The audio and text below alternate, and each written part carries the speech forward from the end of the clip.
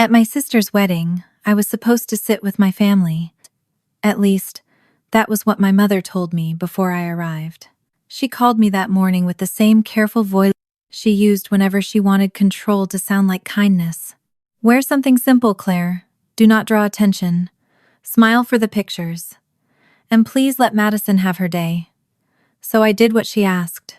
I wore a plain navy dress, pinned my hair back, chose small earrings, and arrived early with a wooden box wrapped in cream ribbon. The box had belonged to my grandmother Margaret, the only person in my family who had ever made me feel wanted. For 8 years, it had stayed locked in my apartment.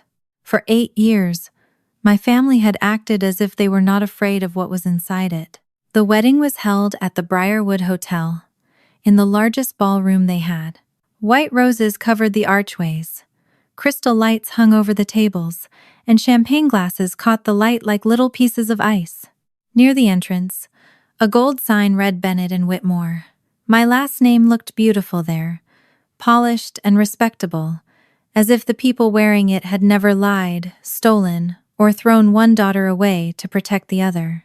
At the front of the room, my mother stood beside Madison, touching her veil, even though nothing was out of place. My father laughed beside Charles Whitmore, the groom's father, too loudly and too often. Madison looked perfect in white, glowing in the center of everything, exactly where she had always believed she belonged. A wedding coordinator checked the seating chart when I gave my name. Her smile faded before she could hide it. She checked another page, then another, and when she looked back at me, I already knew something was wrong. "I am sorry," she said quietly. There was a small adjustment. I looked past her into the ballroom, toward the tables filled with family, flowers, and soft gold light. "Adjustment?" Her fingers tightened around the clipboard. "Your seat is just outside the main room." She said it gently, but there was no gentle way to say that the bride's sister had been pushed out of the room. I followed her through a side door, and the wedding changed in one step. The music softened behind us. The smell of roses and perfume disappeared, replaced by floor cleaner, warm food trays, and garbage bags. A service cart stood near the kitchen entrance. 2 trash cans sat against the wall. Beside them was one chair, and on that chair was one folded place card with my name written in silver ink. Claire Bennett. For a moment, I could not move. The coordinator whispered another apology, but I barely heard her. I looked through the open door and saw my mother watching me from inside the ballroom. She saw the chair. Then she looked away, and that hurt more than the chair itself. Madison appeared a moment later, her white dress sweeping behind her. She looked at the chair first, then at the box in my hands, and her smile turned small and sharp. "Well," she said softly, "guess you don't count." She did not need to shout. She only needed to say out loud what my family had been telling me in quieter ways my entire life. My mother stepped into the hallway behind her, calm on the outside, hard in the eyes. "Claire," she whispered, "do not make a scene. This is your sister's wedding." There it was again. Madison could humiliate me. My mother could watch. My father could pretend not to notice. But if I reacted, I would be the one ruining the day. I looked at the chair again and understood the cruelty of its placement. It was close enough for them to say I had been invited, but far enough to keep me out of the photographs. Close enough to summon if they needed me, but hidden enough that I would not speak to anyone important. They had not forgotten me. They had placed me exactly where they wanted me. Madison tilted her head, still smiling, as if she had won something. "You should be grateful, Mom. Let you come at all." I did not answer her. I looked past her into the ballroom, toward the front table where Charles Whitmore had just opened a leather folder. Charles was silver-haired, still, and watchful, the kind of man who looked at papers before he looked at smiles. My father leaned toward him, speaking quickly, smiling too much. A server moved aside, and for one clear second I saw the top page inside the folder. Trust release and collateral consent. My fingers tightened around the wooden box. I knew those words. I knew what they meant. And I knew there was only one reason my family would be discussing Margaret's trust at Madison's wedding. They needed my signature. Or worse, they already had one. My mother followed my eyes, and for the first time that evening, fear crossed her face. "Claire," she said softer now, "sit down. Not sorry. Not please. Just sit down." Madison's smile weakened as she looked at the box again. "What is that?" I held it a little closer to my chest. "A wedding gift." Madison's voice sharpened. "Then leave it on the gift table."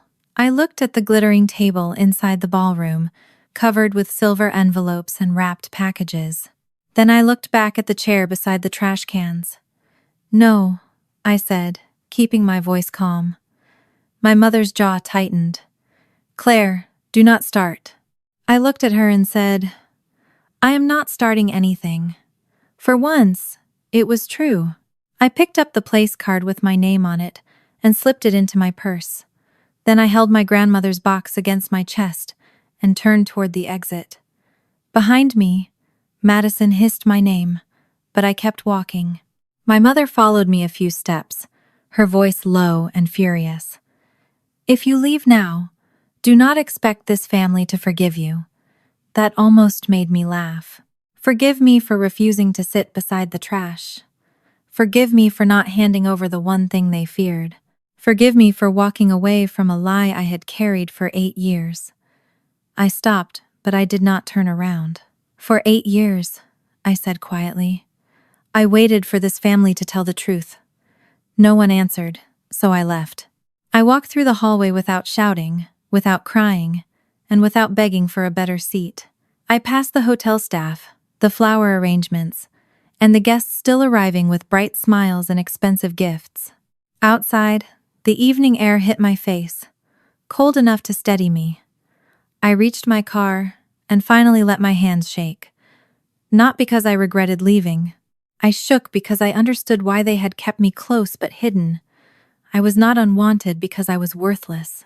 I was unwanted because I was dangerous to the story they were selling. The box felt heavy in my arms when my phone buzzed.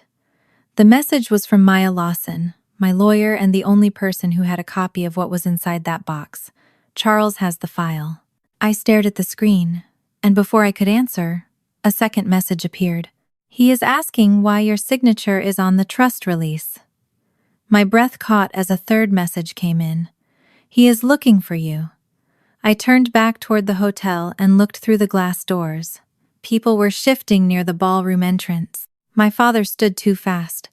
My mother's hand flew to her mouth. Madison turned sharply, her veil pulling at her hair. Then the music stopped, and for one breath, the whole building went still. From inside the ballroom, my sister screamed. The first time I understood that Madison and I did not live in the same family.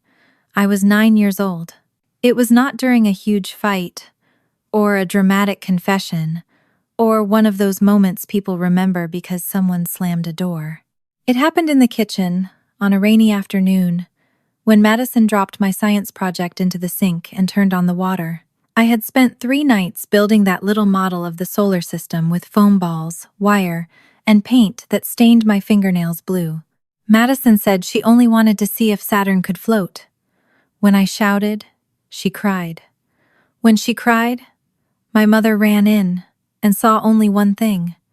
Madison was wet, frightened, and small. I was angry, loud, and old enough to know better.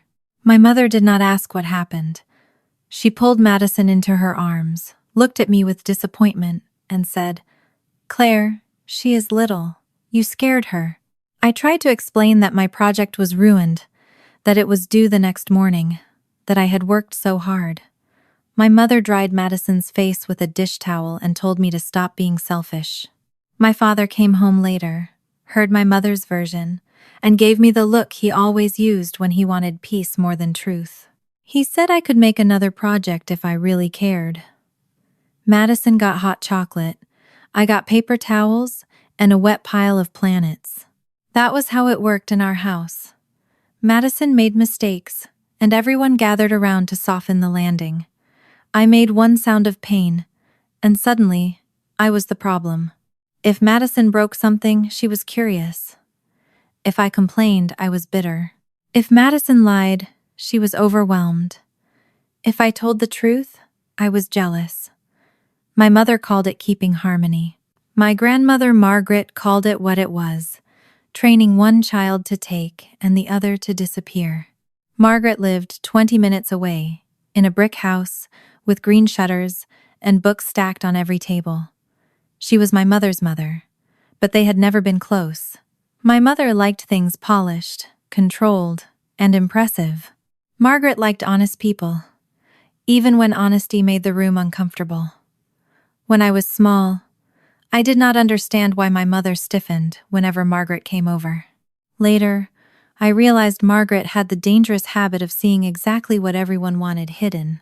Every Sunday, Margaret invited me for tea after church. At first, Madison came too, but she got bored there. Margaret did not flatter her, did not clap when she performed, and did not reward tears with cookies. Madison stopped coming by the time she was 11. I kept going. In Margaret's kitchen, I learned how quiet could feel safe instead of lonely. She taught me how to make lemon tea, how to balance a checkbook, how to read the fine print before signing anything, and how to sit with my back straight even when someone was trying to make me feel small. My mother hated those visits. She said Margaret was filling my head with pride. She said I came home difficult. What she meant was that I came home less willing to apologize for things Madison had done. Still, she let me go, because Margaret had money, and my mother believed love and inheritance could be managed the same way. Smile at the right time. Say the right words. Keep the difficult truths outside the family photographs. By high school, the difference between Madison and me had become impossible to miss. Madison got dance lessons, private tutoring, a new car for her 16th birthday, and my mother's full attention whenever she entered a room. I got reminders to be grateful. When I won a regional writing award, my father said it was nice. When Madison was chosen as junior prom princess, my parents took her to dinner and posted 12 photos online.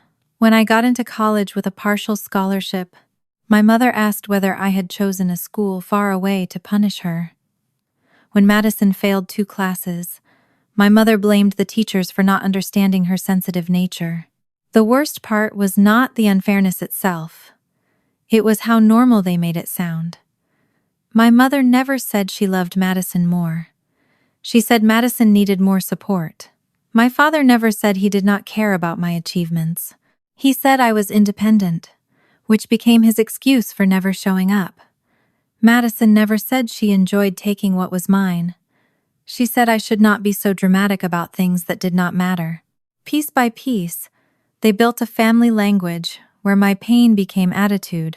Madison's cruelty became innocence, and silence became my assigned role. Margaret was the only one who refused to speak that language. On my 18th birthday, when my parents gave me a card with $50 inside and told me they were saving for Madison's senior trip, Margaret gave me a fountain pen in a blue velvet case. It had belonged to her late husband. She placed it in my hand and said, "A woman should have something that writes her own name clearly."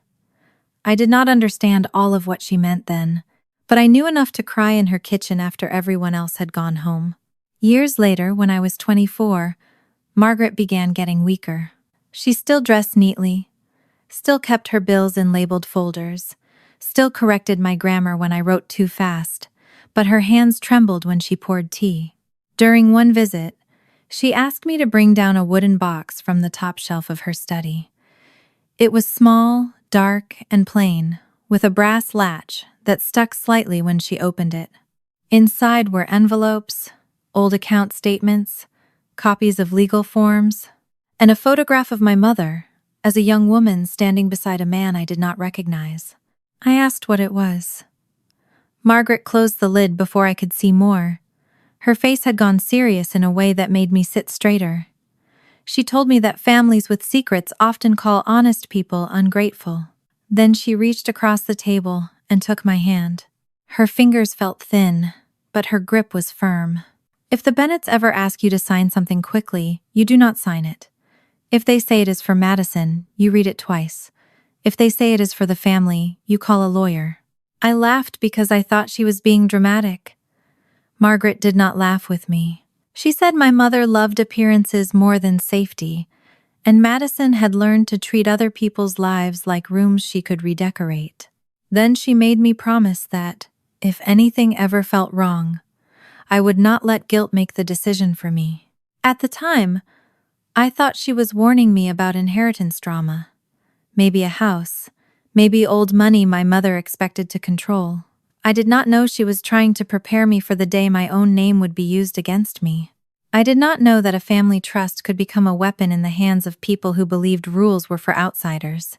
I did not know that Madison had already begun asking questions about Margaret's accounts, or that my mother had started visiting Margaret alone, smiling too sweetly, and leaving with folders she claimed were only medical paperwork. The year Margaret died, everything changed quickly. Grief did not bring my family closer. It made them sharper, quieter, more careful. My mother stopped mentioning Margaret unless she needed to remind us how difficult she had been. My father spent more time in his office. Madison acted wounded that the funeral was not more beautiful, as if even death should have been styled for her benefit. I stood beside Margaret's grave with cold hands and an empty feeling in my chest, knowing I had lost the only person who had ever told me I was allowed to take up space. A week after the funeral, my mother called and asked me to come home for a family meeting. Her voice was soft in a way that made my stomach tighten. She said there were papers to review. Nothing serious, just a few loose ends from Margaret's estate. Madison would be there. My father would explain everything. I remember standing in my apartment with the phone pressed to my ear, looking at the blue fountain pen on my desk, hearing Margaret's voice in my memory. If they say it is for the family, you call a lawyer. I should have listened faster. I should have understood that warnings from the dead do not arrive without reason. But back then, I still believed that if I came calmly, spoke carefully, and showed them I was not the enemy, they might finally treat me like a daughter instead of an obstacle. That was the last innocent mistake I made about my family. The family meeting happened 8 days after my grandmother Margaret's funeral. I drove to my parents' house with the blue fountain pen she had given me in my purse, and her warning still fresh in my mind. If they ask you to sign something quickly, do not sign it. If they say it is for Madison, read it twice. If they say it is for the family, call a lawyer. My mother, Evelyn Bennett, opened the door before I knocked. She wore pearls, a soft sweater, and the calm expression she used whenever she had already decided what everyone else should do. "Thank you for coming, Claire," she said. "Please try to be easy tonight." I had not stepped inside yet, and I was already being told not to become a problem. My father, Richard, sat in the dining room with a stack of folders in front of him. Madison was beside him, scrolling on her phone, dressed in black and looking more annoyed than heartbroken. When she saw me, she sighed and said, "Can we not make this take all night?" My mother looked at me, not her, as if my silence was still the only behavior she expected to control. Richard said there were a few estate papers to review. Nothing dramatic, just loose ends from Margaret's trust. He slid a folder toward me and tapped the top page. "It is standard language," he said. "Your mother has reviewed it." That was meant to reassure me, but it only made me open the folder more slowly. The document named the Margaret Ellis Family Trust. I had seen that name on envelopes in Margaret's study, but she had never trusted my mother enough to explain everything in front of her. The trust held savings, part of the proceeds from Margaret's house, and a small investment account. It was not a massive fortune, but it had rules, and one of those rules was clear. Any major release of funds needed beneficiary consent. The paper in front of me was not a simple acknowledgement.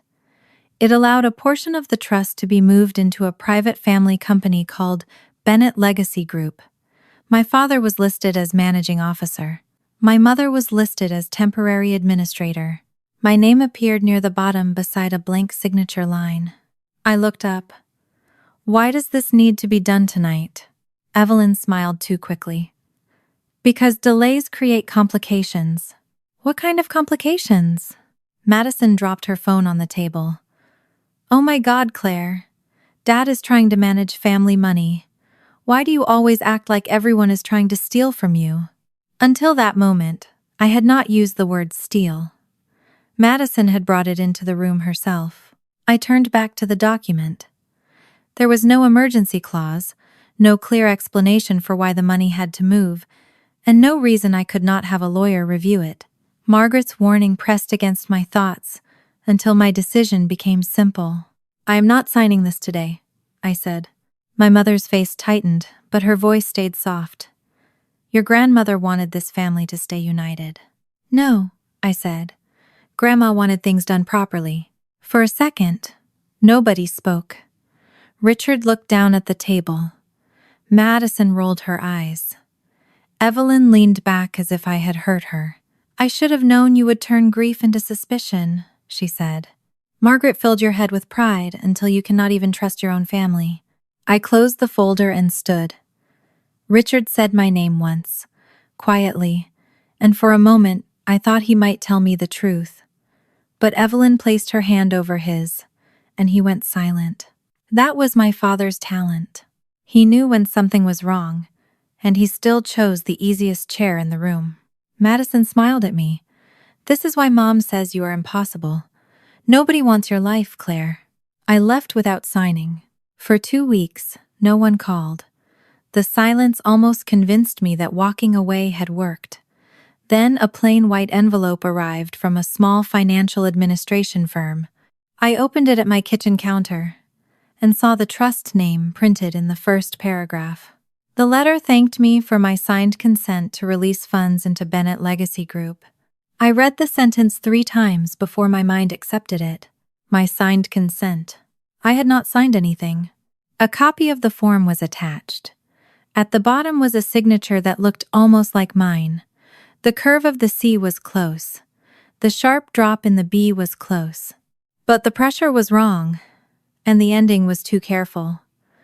Someone had studied my name and copied it. I drove to my parents' house that night, with the letter on the passenger seat. Evelyn opened the door and did not look surprised. That told me enough. I held up the paper. Who signed this? Her eyes moved to the street behind me. Lower your voice. Who signed my name? Richard appeared in the hallway, pale and silent. Madison came down the stairs in a satin robe, irritated until she saw the letter. Her face changed for half a second, and in that half second I knew. Evelyn stepped outside and pulled the door partly closed. She said the transfer had been necessary. She said the trust rules were too rigid. She said I had left them no choice. Every excuse carried the same message. If I had been a better daughter, they would not have needed to forge me. Then Madison laughed under her breath. It is just a signature. Just a signature. That was when the truth settled into place. Madison had copied my name. Evelyn had helped push it through as temporary administrator. Richard had known enough to be ashamed, and not enough to stop it.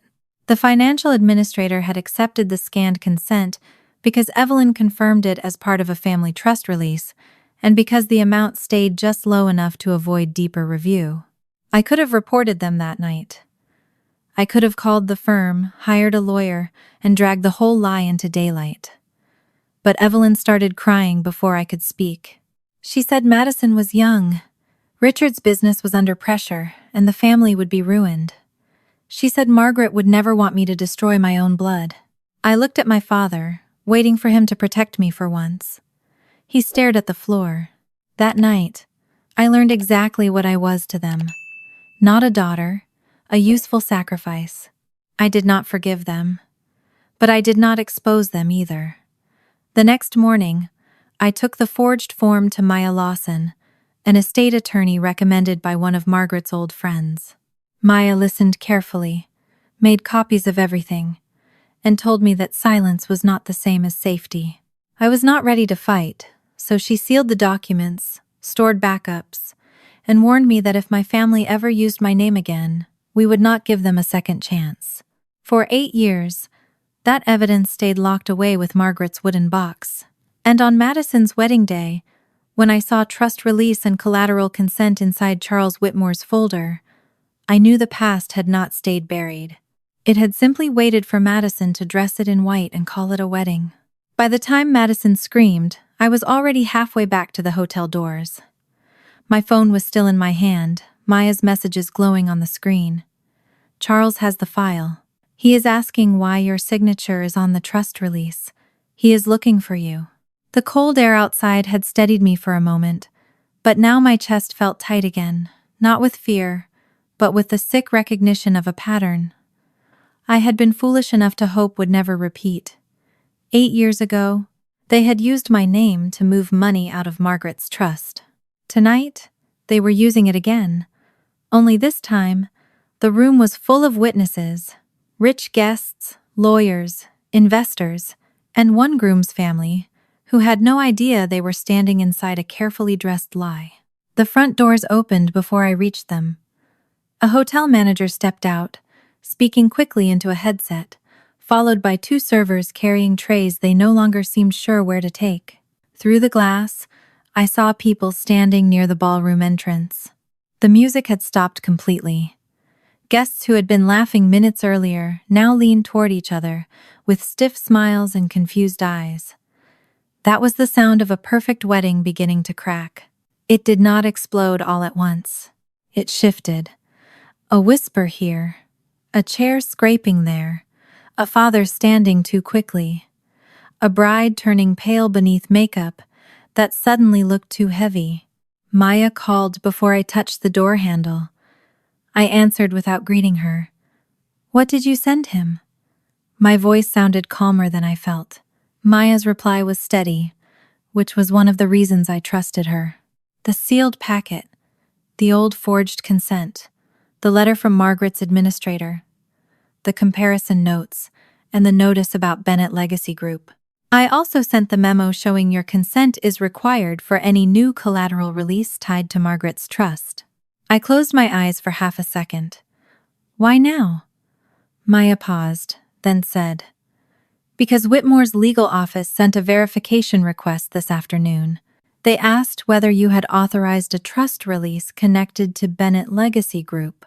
You told me years ago that if your family used your name again, I was not supposed to wait for permission." I remembered saying that. I had said it in Maya's office with shaking hands, after she sealed the first copies and told me that people who got away with forgery rarely stopped because they felt guilty. They stopped when the cost became higher than the reward. At the time, I thought I was setting a boundary for some distant future. I did not imagine that future would arrive wearing a bridesmaid's perfume and standing beside a trash can. "What does Charles know?" I asked. "Enough to stop signing anything," Maya said. "Not enough to know who is lying. He does not have your number. He is asking Evelyn to bring you in so he can confirm whether the signature is real." Through the glass doors, I saw my mother near the ballroom entrance, one hand clamped around Madison's wrist.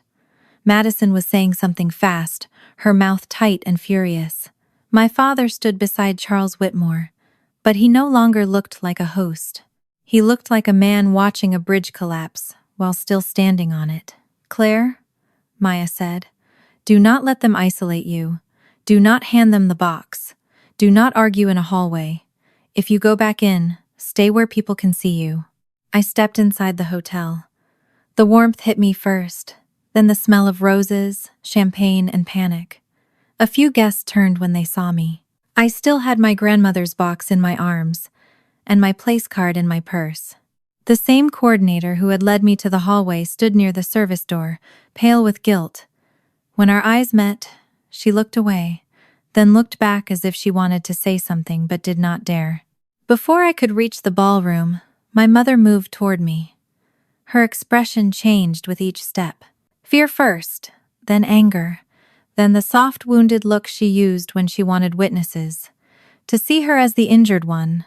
"Claire," she said, keeping her voice low, You need to come with me right now. I did not move toward her. Where is Charles? Her eyes flicked to the box. This is not the time for your attitude. I almost smiled at that. Even now, with forged papers on a table and a room full of people watching her carefully built story tremble, she still thought the problem was my tone.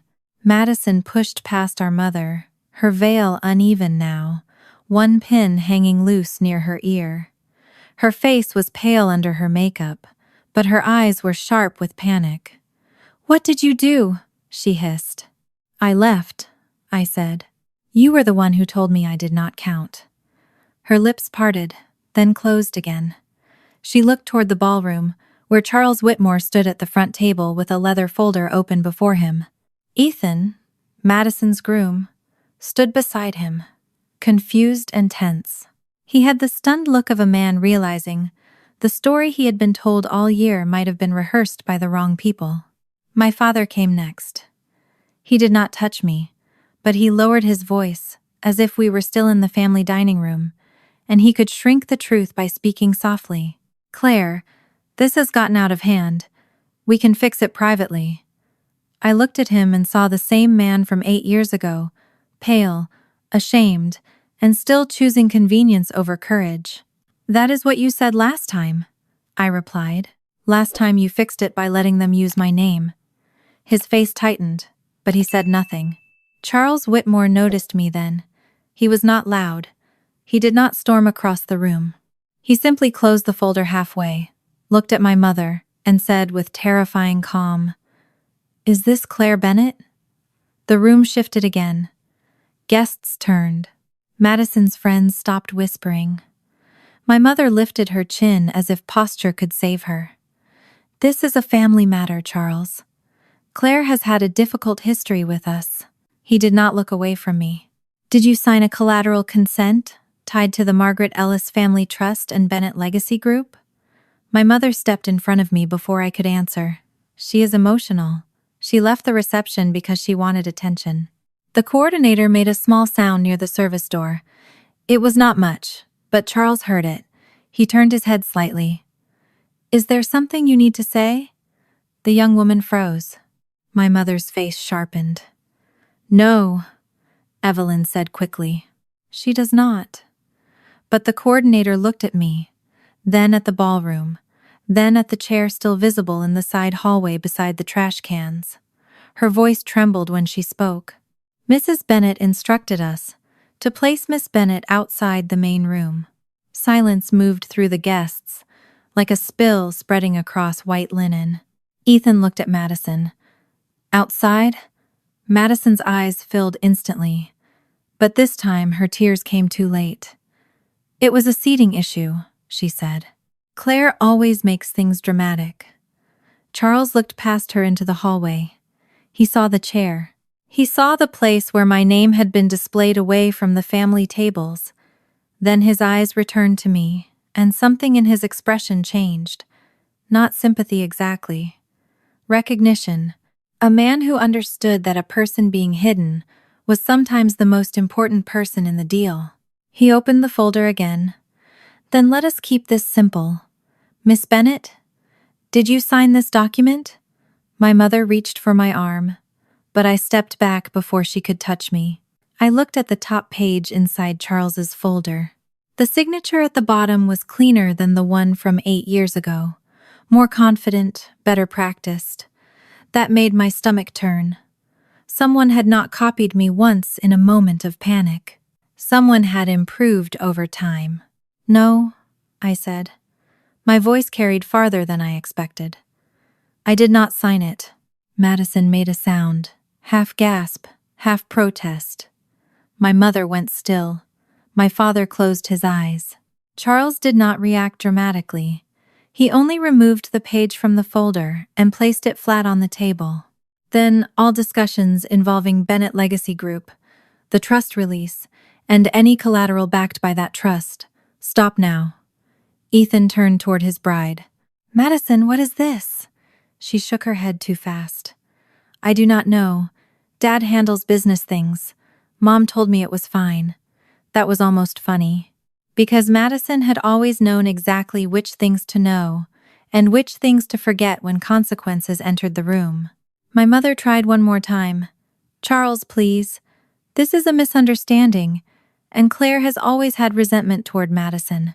Charles looked at her then, and his voice became colder. "A forged signature is not a misunderstanding." The word forged hit the room harder than any scream could have. That was when Madison lost control. "No," she said, pointing at me. "No, she cannot do this. She always does this. She ruins everything because Grandma liked her better." Her voice rose, thin and frantic. "It was not even real money back then. Mom said it would come back before anyone noticed." The room went completely silent. Madison stopped as soon as she heard herself, but the sentence was already out. 8 years of silence broke open. In one careless breath, I looked at my mother. Her face had gone gray. Charles slowly turned to Madison. Ethan stepped back from her, as if the space between them had suddenly become necessary. My father lowered himself into a chair, and I stood there with Margaret's box in my arms, finally understanding the cruel gift of Madison's panic. She had not only confirmed tonight's lie, she had dragged the old one into the light herself. Madison's words stayed in the air longer than the music had. It was not even real money back then. Mom said it would come back before anyone noticed. No one moved for several seconds. The guests near the front table stared at her as if she had suddenly spoken in another language. Ethan's face changed first, confusion giving way to something colder. Charles Whitmore looked at Madison with the stillness of a man who had just heard enough to stop wondering whether this was a misunderstanding. My mother recovered before anyone else. She turned toward the guests with a strained smile, the kind she had used at school events, holiday dinners, and every family gathering where truth had threatened to appear. "Madison is upset," she said. "She does not know what she is saying." Then she looked at me, and her voice sharpened beneath the sweetness. "Claire has brought old resentment into a joyful day." I looked at Madison. Her lips were trembling, but not from guilt. She was terrified because she had said too much, not because she had hurt me. That difference mattered. It had always mattered. For years, my family had treated consequences as cruelty and truth as betrayal. Now the room had heard her say enough to understand that whatever this was, it had not started tonight. Charles placed one hand on the leather folder. "Mrs. Bennet, no one signs anything further. No money moves. No collateral is accepted. No agreement tied to Bennett Legacy Group continues until this is reviewed by counsel." My mother took one step toward him, but he lifted a hand, not rudely, just firmly enough to stop her. "And if any related records, emails, messages, financial documents, or venue camera footage disappear after tonight, my legal team will treat that as deliberate destruction of evidence." My father closed his eyes again. That was when I knew Charles had said the one thing Richard understood. Not family, not fairness, evidence. Ethan turned to Madison. "What did you mean by back then?" Madison shook her head quickly. "Nothing. I was confused." Her voice broke in exactly the place it needed to sound wounded. For most of her life, that would have worked. My mother would have pulled her close. My father would have told everyone she was under stress. I would have been told to apologize for pushing her too far. But Ethan did not move toward her. He only looked at her as if he were trying to find the woman he had planned to marry, and discovering a stranger in her place. My mother reached for Madison's hand. "This is not the place," she said. "We can discuss private family pain after the ceremony." Charles looked at the open folder, then at me. "Miss Bennet, do you have anything that can clarify what happened 8 years ago?" Everyone looked at the wooden box in my arms. For a moment, I almost said no. Not because I wanted to protect them, but because opening that box in front of strangers felt like letting people walk into Margaret's kitchen without permission.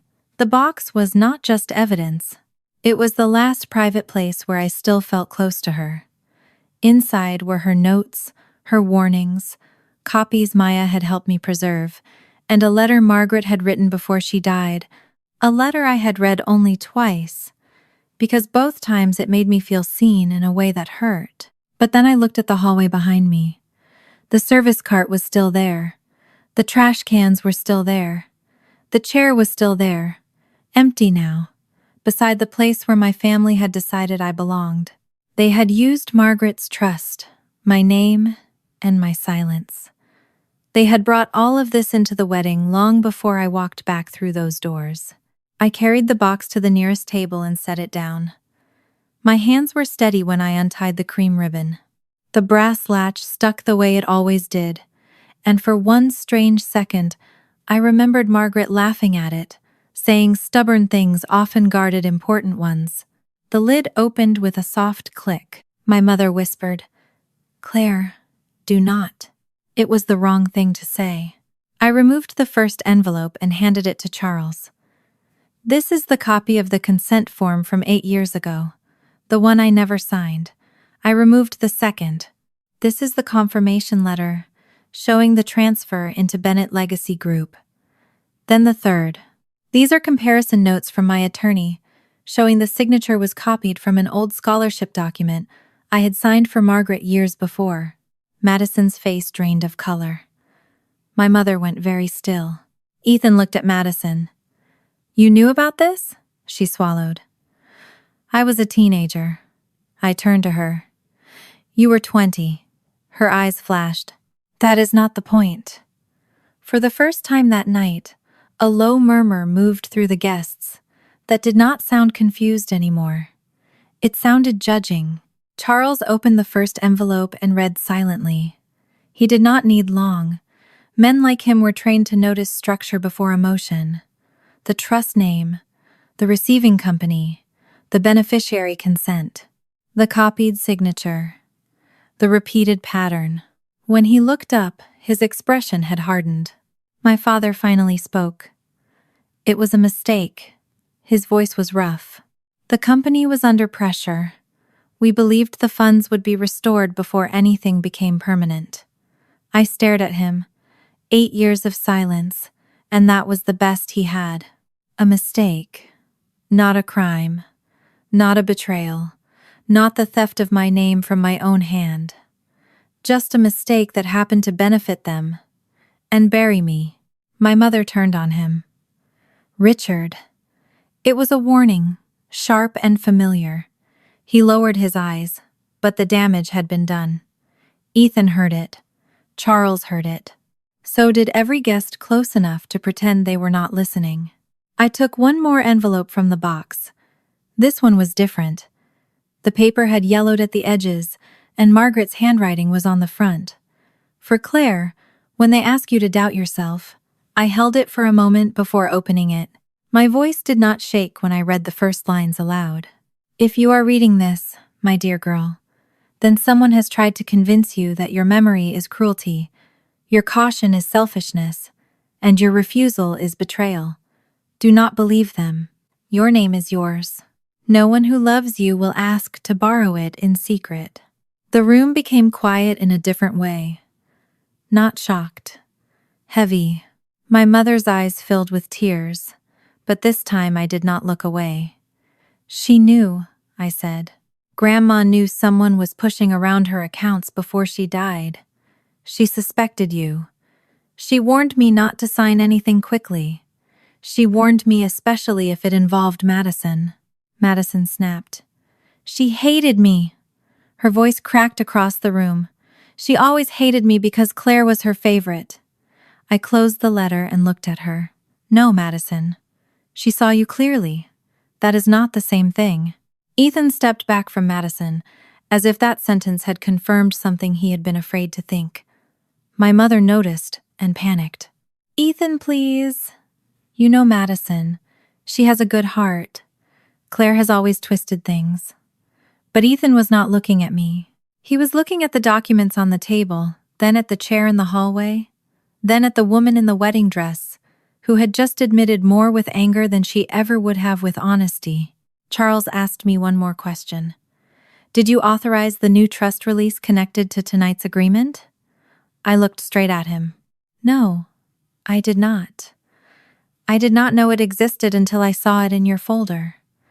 He nodded once, then turned to his son. Ethan. The ceremony pauses now. Madison made a small sound, like the beginning of a scream she was trying to swallow. My mother stepped forward, all softness gone. You cannot do this to your sister. I looked at her, and for the first time in my life, I did not feel like a child under her roof. I felt like a woman standing beside the truth with witnesses around me. I am not doing this to Madison, I said. I am done helping you hide what Madison did. Before my mother could answer, the ballroom doors opened again. Maya Lawson walked in, wearing a dark suit and carrying a slim black briefcase. She did not rush. She did not look surprised by the faces turned toward her. She came straight to my side and placed one hand lightly on the table beside Margaret's box. Then she looked at Charles Whitmore and said, Mr. Whitmore, I represent Claire Bennett. I also have the original backup file. Maya Lawson's arrival changed the room more than Madison's scream had. My mother understood that immediately. I watched her eyes move from Maya's face to the briefcase, then to the wooden box on the table, and in that moment she looked less like the mother of the bride and more like a woman counting exits in a burning room.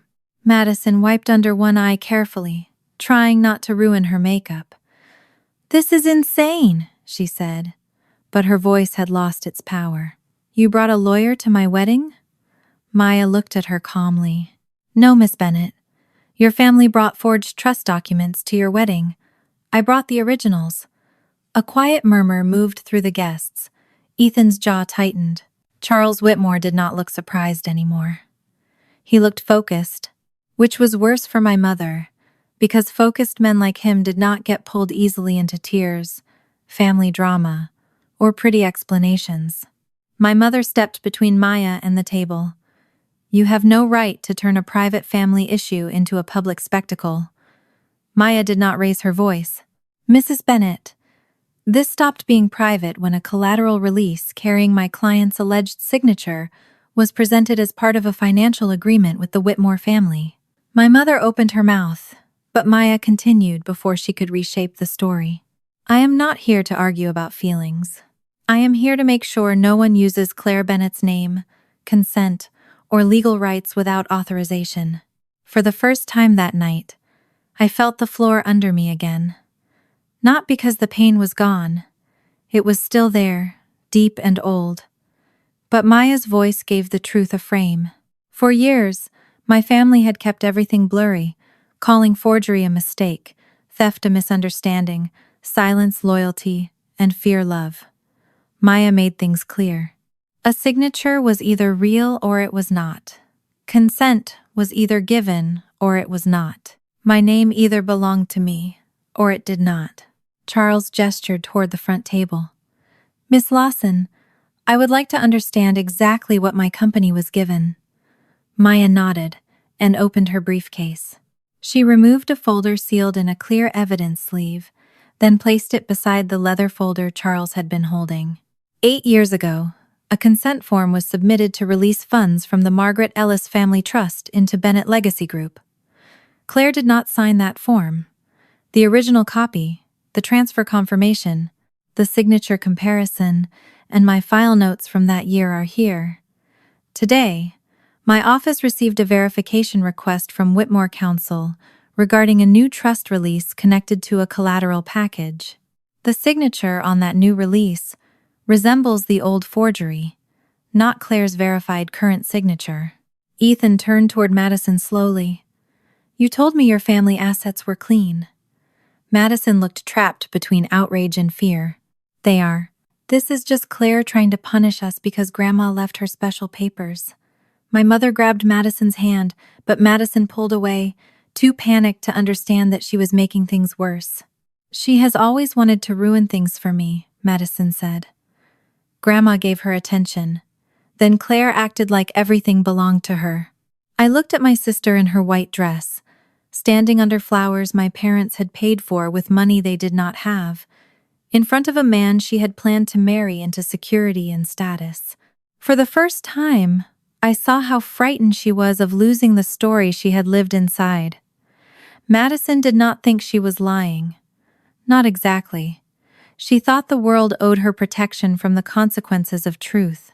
Maya opened another page. The trust terms are narrow. No major release, pledge, or collateral use can proceed without Claire's clear written consent. That clause exists because Margaret Ellis suspected pressure and misuse before her death. My mother made a sharp sound. My mother was old and paranoid. Maya turned one page without looking at her. Your mother was organized. She documented dates, account movements, and family pressure. Her notes were specific.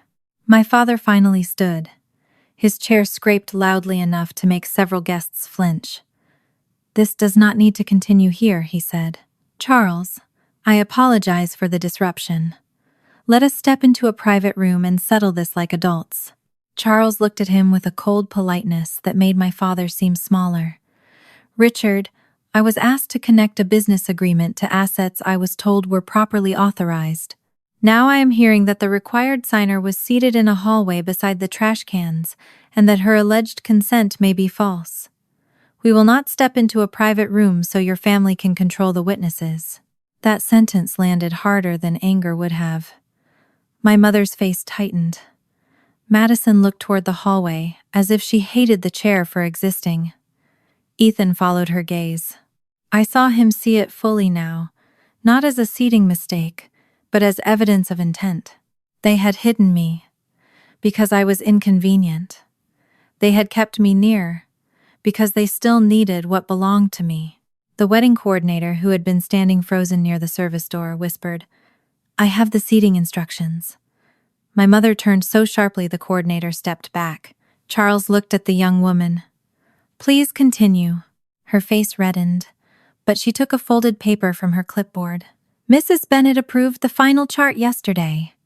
Miss Claire Bennett was originally listed at family table 2, then moved to the hallway seat this morning. She swallowed. There was also a note that said she should not be brought to the front unless Mrs. Bennett requested it. Ethan stared at his bride. You knew? Madison shook her head, but not quickly enough. Mom handled seating. My mother said. It was to avoid conflict. Maya looked at the chart, and then at me. Conflict or contact? No one answered her. Charles took the seating paper and placed it beside the trust release. The two documents had nothing to do with each other legally, but together they told the truth better than any speech. One showed they needed my name. The other showed they wanted my body out of sight. That was my family, in 2 pieces of paper. My mother tried to regain control by turning soft again. Claire, please, look at what you are doing to your sister. On her wedding day, I felt the old pull of that voice. It had trained me, for years. It told me that my pain was less urgent than Madison's embarrassment, that my truth was less important than the family image, that a good daughter swallowed the knife so no one else had to see blood. But then I thought of Margaret's letter, still open on the table, and the pull broke. I did not forge anything, I said. I did not move the money 8 years ago. I did not create the new release. I did not seat myself beside the trash. I am not doing this to Madison. I am refusing to carry it for her again. Madison's face twisted. You always act like a victim. Ethan stepped back from her. It was not dramatic, but she noticed. Her anger turned toward him instantly. Do not look at me like that. You do not know what she is like. Ethan's voice was low. I know what I have seen tonight. Madison's eyes filled again, but this time no one rushed to rescue her. Maya turned to Charles. My recommendation is simple. Stop all business action involving Bennett Legacy Group and any collateral tied to the Margaret Ellis Family Trust. Notify your counsel formally. Preserve every document already exchanged. If the Bennetts attempt to destroy emails, messages, drafts, camera footage, or financial records, that behavior may become relevant in civil litigation or a fraud complaint. Charles nodded once. That will be done. My father sat down again, as if his legs had weakened. My mother stared at him with fury, not because he had caused this alone, but because he was failing to save them from it. Then she looked at me, and for the first time in my life, she did not look disappointed. She looked afraid. That should have satisfied me. Part of me wished it did. But standing there, with strangers watching, and my sister's wedding collapsing around us, I did not feel triumphant. I felt tired of being the locked room where everyone hid what they did not want named. Tired of being told that truth was cruelty. Tired of loving people who only remembered I was family when they needed my silence. Charles closed his folder.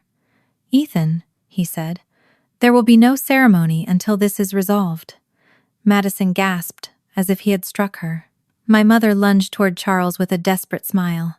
"Please, do not punish two young people for a paperwork issue." Charles looked from her to Madison, then to the chair in the hallway. "Mrs. Bennet, this is no longer a paperwork issue." Maya placed the original backup file beside Margaret's box. "Claire," she said softly, "you do not have to answer anything else tonight unless you choose to." I looked at the documents, then at my mother, then at Madison. For 8 years, they had decided what parts of me were useful and what parts should disappear. Tonight, for the first time, the choice was mine. I picked up the place card from my purse and set it on the table beside the forged release, Claire Bennet, written in silver ink. The name they had tried to hide, the name they had tried to use. Then I looked at Madison and said, "You said I did not count, so tell them why my signature does." Madison looked at the place card on the table as if it had become something alive. Claire Bennet, written in silver ink, the same name she had laughed at beside the trash cans.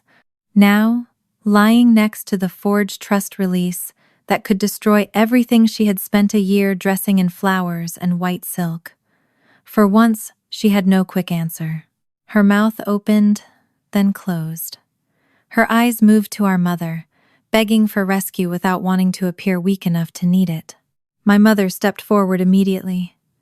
"Madison does not have to explain anything under pressure," she said. Her voice had found its old firmness again, but it sounded thinner now. "This is emotional blackmail.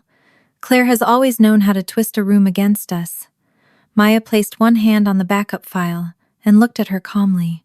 "Mrs. Bennet, your daughter asked a fair question.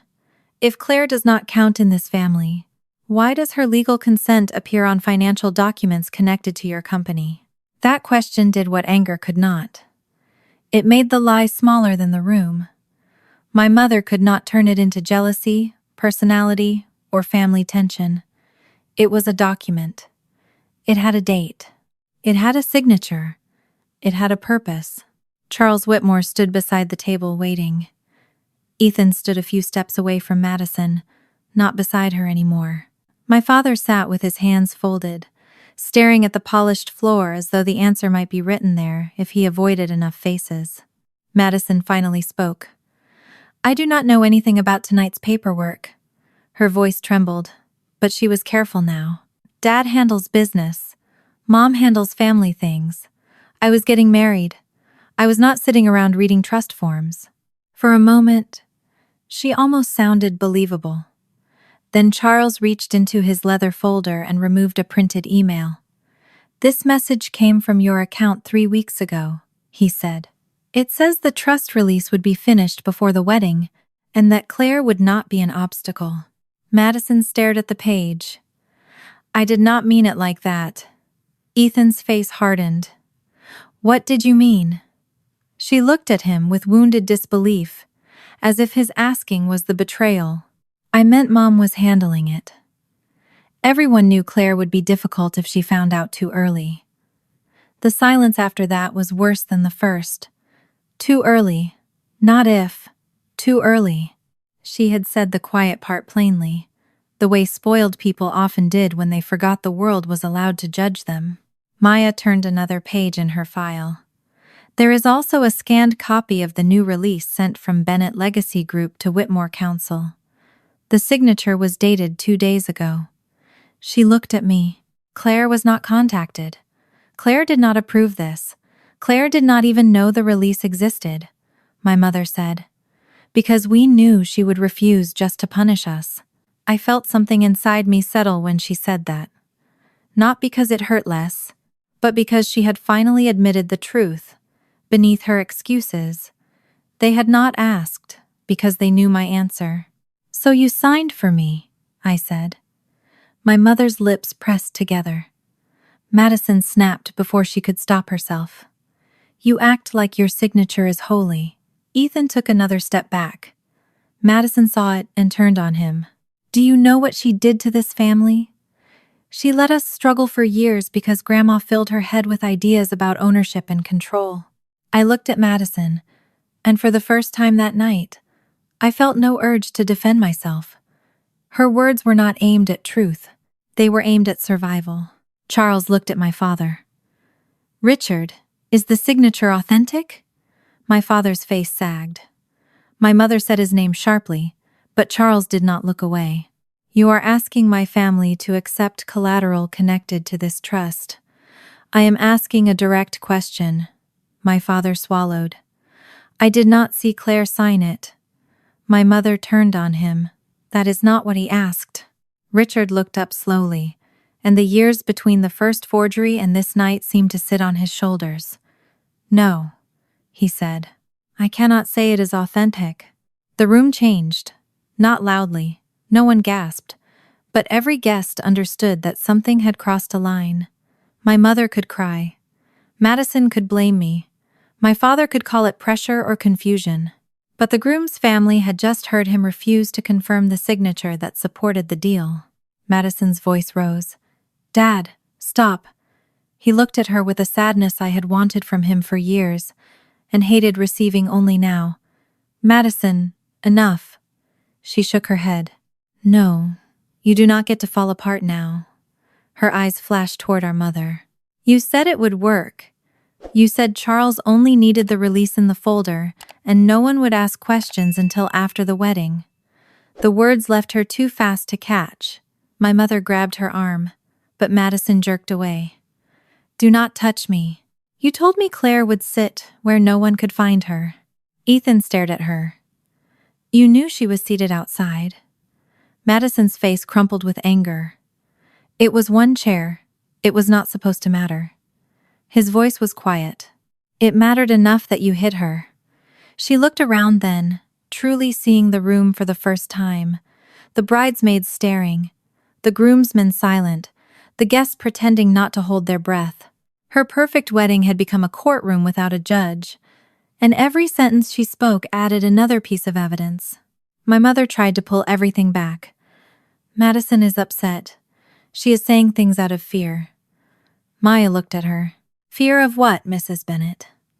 Fear that Claire would expose a false signature? Or fear that your daughter would admit you planned to keep her away from Mr. Whitmore until the agreement was complete?" My mother's face tightened. She had no answer clean enough for public use.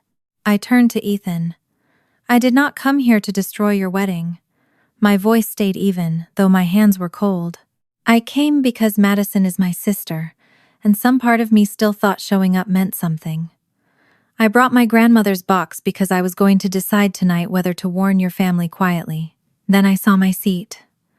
I looked toward the hallway, and I realized they were not just ashamed of me. They were afraid of what I knew." Ethan looked at the chair, then at Madison. "Were you going to tell me about any of this after we were married?" Madison's answer came too late. "Of course," Charles said. "When?" She looked at him, trapped. "When it was not going to ruin everything." Ethan's jaw tightened. "So, after the agreement, after the ceremony, after my family was already tied to yours." Madison started crying then, real tears this time, but not the kind that cleaned anything. "I was trying to save us. Mom said if the Whitmore deal went through, Bennett legacy would recover, and then no one would have to know what happened before." There it was. The bridge between the old lie and the new one. 8 years ago, they had moved trust money into Bennett Legacy Group and told themselves it would come back before anyone noticed. Tonight, they had tried to use the remaining trust rights as collateral and told themselves it would all be fine once the Whitmore money arrived. The same lie, dressed better. The same theft, spoken with richer guests nearby.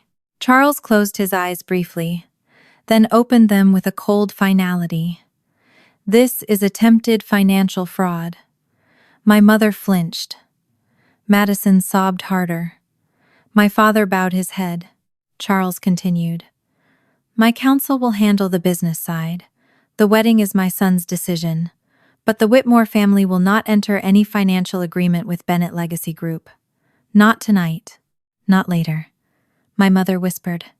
Charles, please. He looked at her. You seated the lawful signer beside the trash while presenting her name as consent. There is nothing left to discuss. Madison turned to me then, and the hatred in her eyes was almost a relief because it was honest. Are you happy now? She asked. I looked at her in the dress my parents had built a fantasy around, surrounded by flowers paid for with borrowed confidence, and another stolen version of my name. No, I said. I am free. For the first time, she had no answer. Maya quietly gathered the documents into two neat piles, the old forgery and the new release. Margaret's letter remained open beside them. My grandmother's handwriting looked small under the ballroom lights, but it had survived every lie in that room. Your name is yours. No one who loves you will ask to borrow it in secret. I touched the edge of the page, and something in me that had been braced for 8 years finally loosened. Then Ethan removed his wedding ring from the small velvet tray beside the officiant's book. Madison saw him do it and went still. The room seemed to breathe in at once. He did not throw it. He did not shout.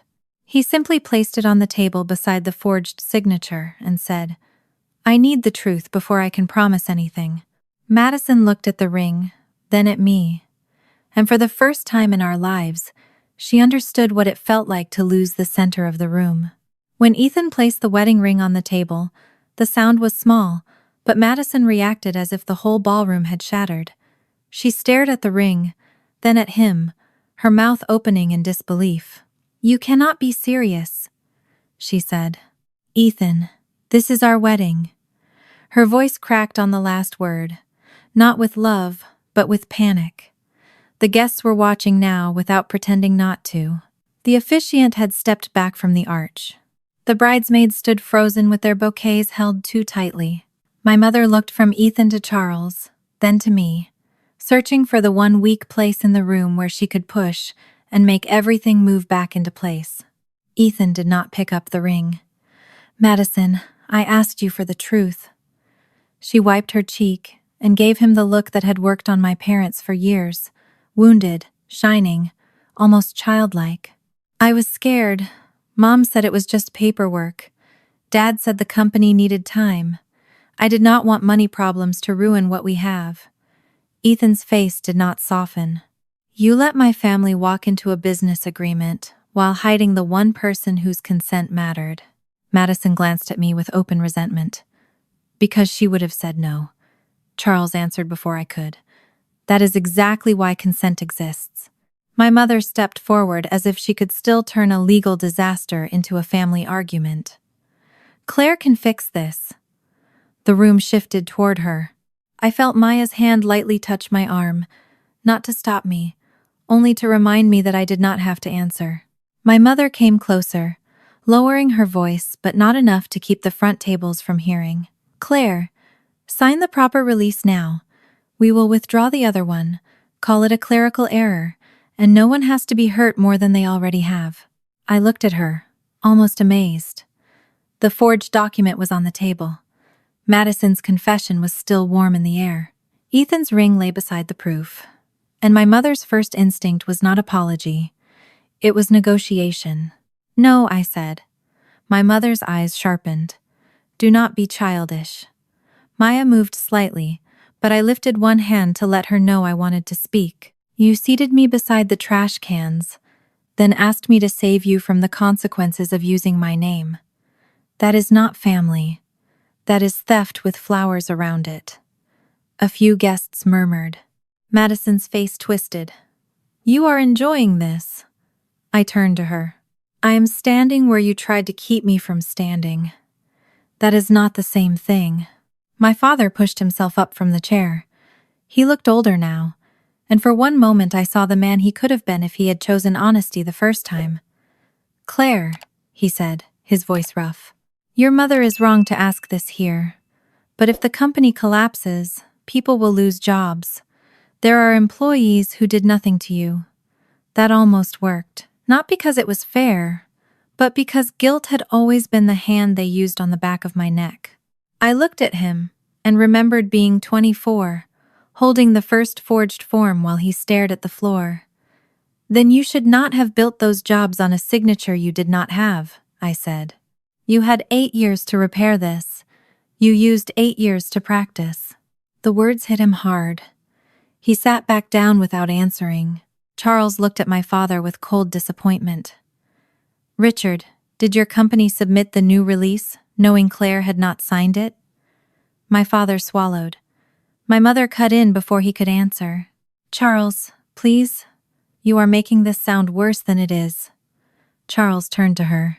Mrs. Bennet, I have spent 40 years reading bad deals. The people who say it is not as bad as it looks are usually the reason it looks bad. Ethan looked at his father, then at Madison. I need to know who sent the release. Madison pressed her lips together. My mother looked at her once, a warning hidden inside a glance. But Madison was too frightened to obey quietly now. Mom sent it through Dad's office, she said. I only forwarded the schedule and told your assistant that Claire would not be available until the reception. Ethan's expression darkened. You told my assistant Claire would not be available? Madison's voice rose. Because she was not supposed to be. She was supposed to sit outside until Mom brought her in after the signing, just for photos if we needed them. The room went so quiet I could hear the air conditioning. For a second, I did not feel angry. I felt emptied out. There it was, plain and ugly. I was not meant to be a sister, a guest, or even a witness. I was meant to be kept like a tool in a drawer, hidden until useful, blamed if discovered, discarded when done. Maya picked up the seating instruction sheet and placed it beside the new release. That statement matters, she said. It shows intent to prevent Claire from learning about the document before the financial discussion was complete. My mother glared at her. Stop turning my daughter against her family. Maya's voice stayed calm. I did not seek Claire outside. I did not forge her name. I did not tell the Whitmores she had consented. Your choices are doing that work without my help. Madison suddenly turned toward the guests. Why is everyone looking at me like I am some monster? Her voice broke into a sob. I wanted one beautiful day. Is that so wrong? No one answered. Maybe because the answer was too obvious. Wanting beauty was not wrong. Building it out of another woman's stolen name was. My mother reached for Madison again, and this time Madison let her. They stood together in a small white and pearl-colored circle of self-pity, while the documents lay open on the table like bones. Ethan looked at Madison for a long time. I loved you, he said quietly. Madison flinched. Do not say it like that. He continued anyway. I loved the person I thought you were. But tonight I watched you humiliate your sister, lie about where she was, hide her from my family, and defend a forged document because it helped you. Madison shook her head violently. No, Claire did this. She came here with that box. She planned this. I almost answered, but Ethan did it for me. You gave her a chair by the trash. You gave her the reason to open it. My mother's face hardened. That was when the mask finally slipped. Fine, she said, looking directly at me. You want truth. Here is the truth. Margaret favored you, and she punished the rest of us by tying family assets to your permission. She knew you would use it one day to control us. Her voice shook with years of resentment. I did what I had to do to protect Madison's future. I stared at her, and the last thin thread of daughterly hope inside me broke cleanly. No, I said. You protected Madison from becoming responsible. That is not the same thing. Charles closed his leather folder.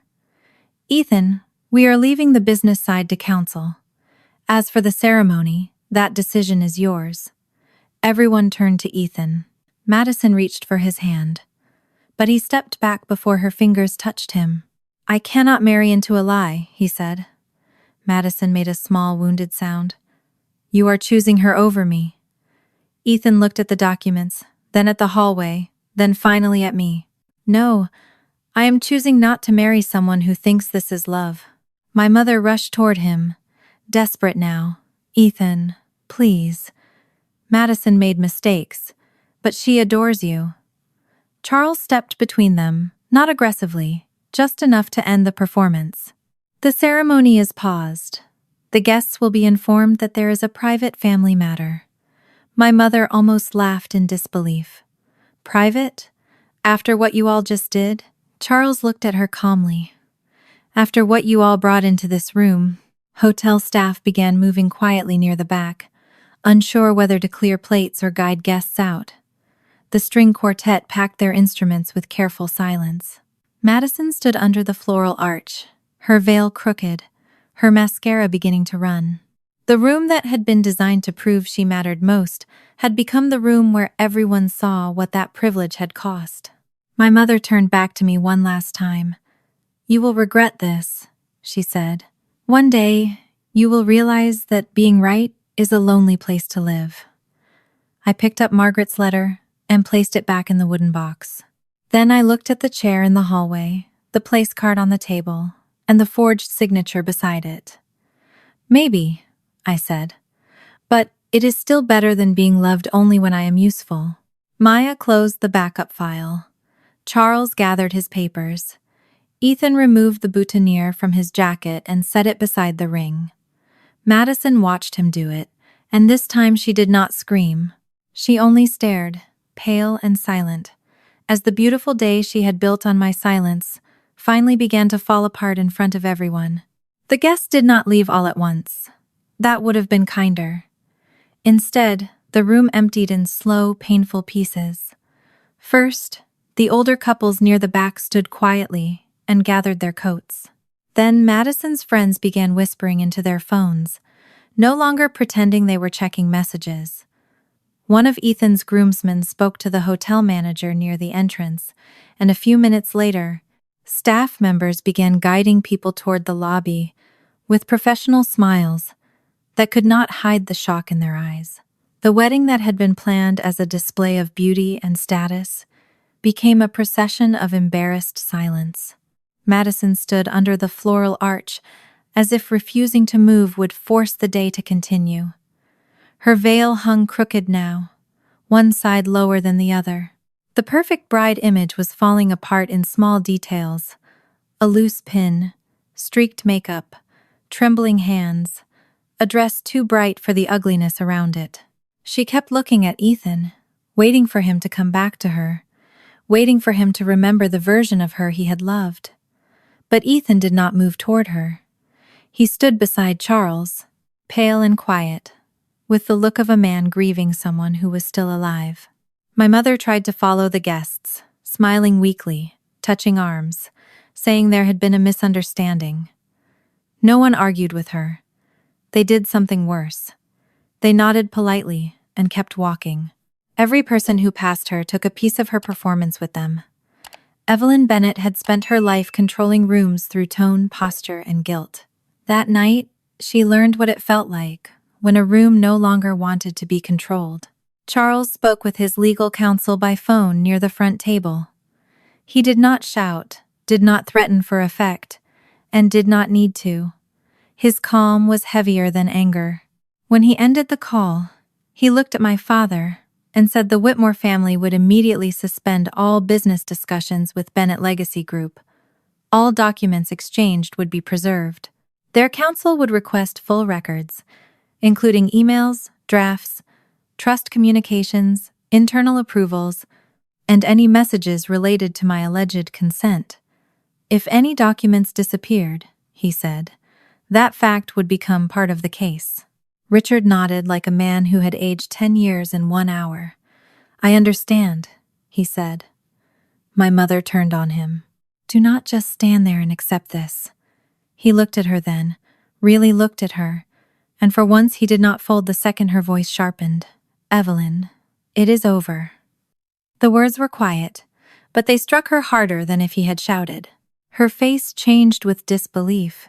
For years he had been her silent wall. Tonight, even the wall had cracks.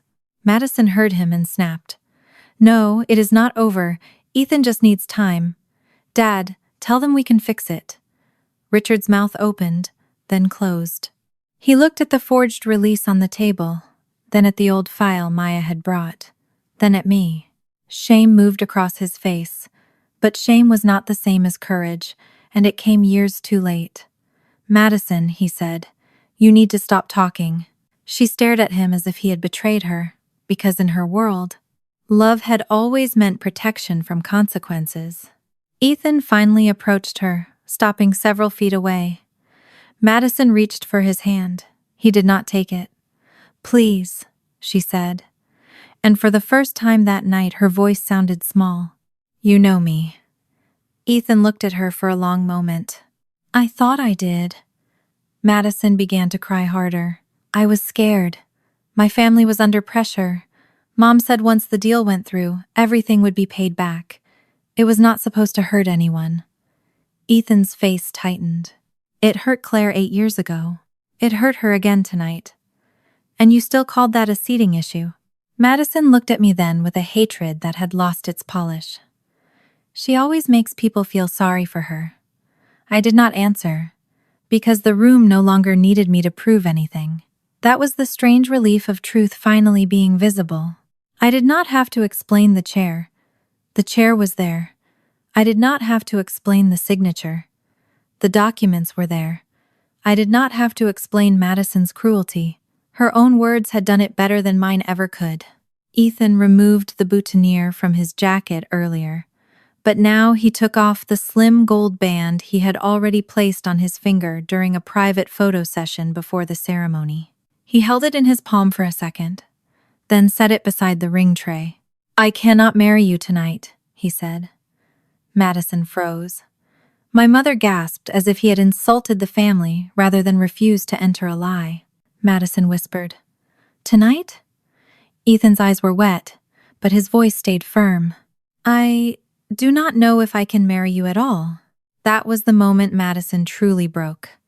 Not when the documents appeared, not when Charles said fraud, not when guests began to leave. She broke when she understood that the wedding was not merely paused for appearances. The life she had imagined, the status she had counted, the family she expected to marry into, were slipping away in front of witnesses she had invited to admire her. She turned to our mother with a wild, wounded look. "You said this would work." My mother's face went blank. Those 5 words did what no legal folder had done. They pointed to the center of the scheme. Charles heard them. Maya heard them. Ethan heard them. My father lowered his head again, but this time there was no hiding in silence. Madison realized too late what she had said. She pressed her hands to her mouth, but it was already done. Maya wrote something in her notebook. She did not look triumphant. She looked precise. "Claire," she said softly, "that statement matters." My mother rounded on her. "Stop recording my daughter's pain like it is evidence." Maya looked up. "Mrs. Bennet, your daughter is describing intent." My mother shook with anger, but she had no clean answer left. The hotel manager approached Charles, and then my father, asking whether the reception should be formally canceled. Richard looked at Evelyn. Evelyn looked at Madison. Madison looked at Ethan. No one wanted to be the first to say the word. Finally, Ethan did. "Cancel it." His voice was quiet, but everyone close enough heard. The manager nodded and stepped away to instruct the staff. Within minutes, the candles were being snuffed, the cake table was being covered, and the dinner that had not yet been served was being rolled back toward the kitchen. Madison watched the staff dismantle her perfect evening, and every small movement seemed to wound her. The flowers were no longer romance. They were invoices. The cake was no longer a symbol. It was proof of a celebration that had died before dinner. The band packed their equipment. The photographer lowered his camera and stood awkwardly near the wall. A wedding designed to make Madison look chosen ended with her standing in the middle of a room that no longer chose her. My mother came toward me one last time. Her eyes were red, but there was no apology in them. "Are you proud?" she asked. "You have destroyed your sister's wedding, your father's company, and this family's name." I looked at her and felt the old guilt try to rise. It came weakly now, like a voice from another room. "No," I said. "You did that when you used my name and called it family." Her lips tightened. "Margaret poisoned you against us." I held the wooden box closer. "No, she warned me about you." For a second, I thought my mother might slap me. Her hand moved, then stopped when she noticed Maya watching. That was Evelyn Bennett in one small gesture. Even her anger checked the room first. Richard came to me after that. He did not ask for forgiveness. Maybe he knew better. He looked at the place card on the table, and then at the hallway where my chair still sat near the trash cans. "I should have stopped it the first time," he said.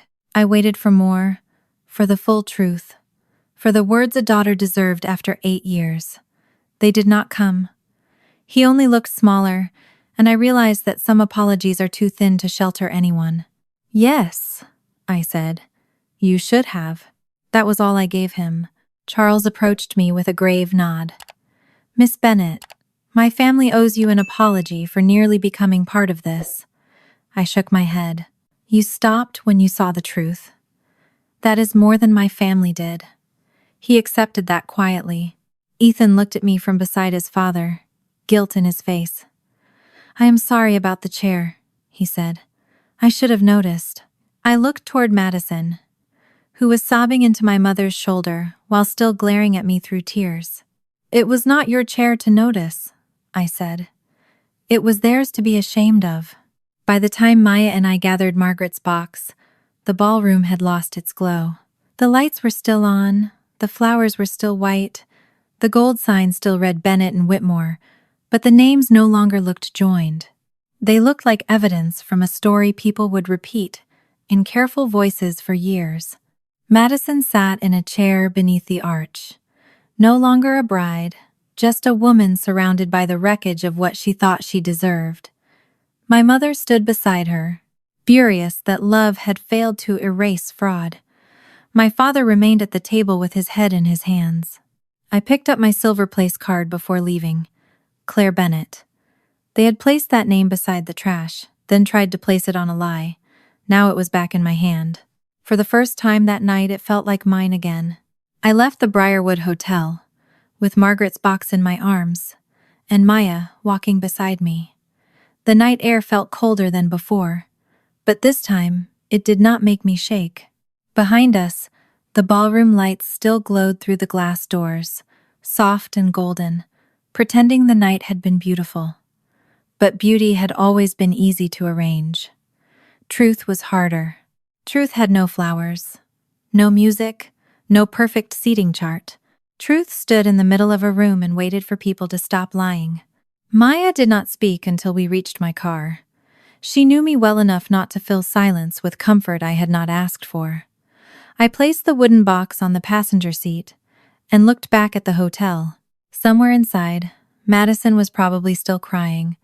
My mother was probably still blaming me, and my father was probably sitting in silence, discovering too late that silence could become evidence too. For years, I had imagined what it might feel like if they were finally exposed. I thought it would feel powerful. It did not. It felt quiet. It felt like putting down something heavy, after carrying it so long that my body had forgotten it was not part of me. Maya leaned against the driver's side door and said gently, "Tomorrow, they will start calling." I nodded. "I know."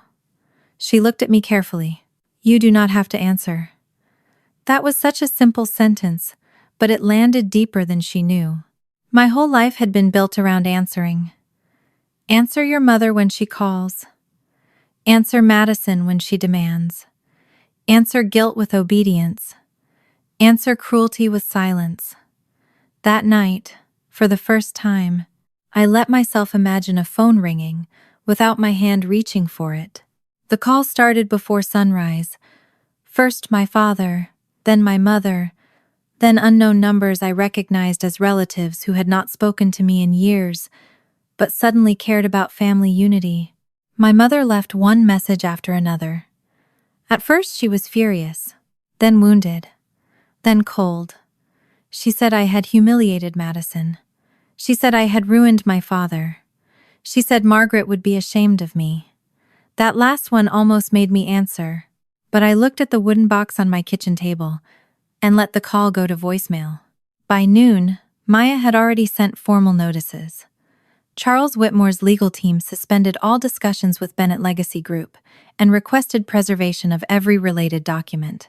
The financial firm that processed the old trust transfer opened an internal review.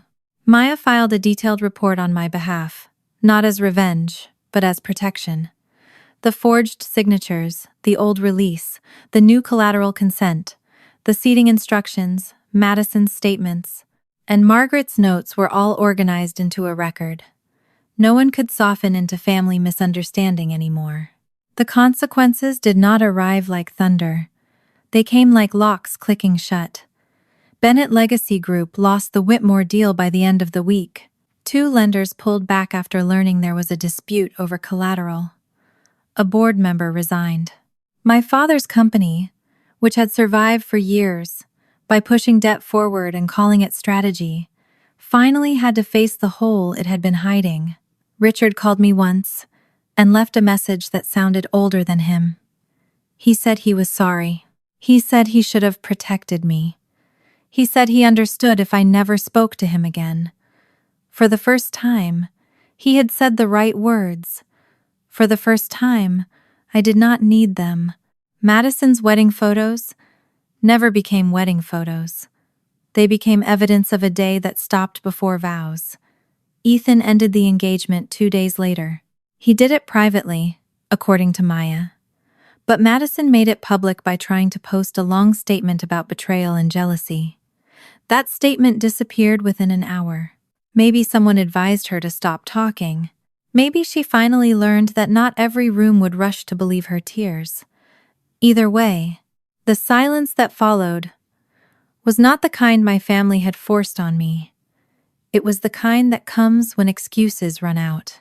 My mother tried hardest to rewrite the story. She told relatives I had planned everything because I hated Madison.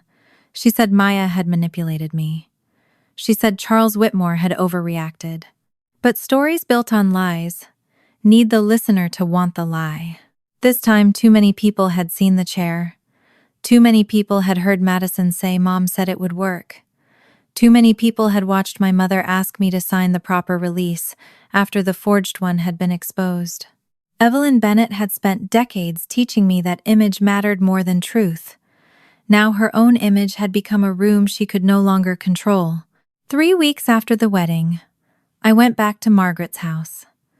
It had been sold years earlier, but the new owners had kept the green shutters.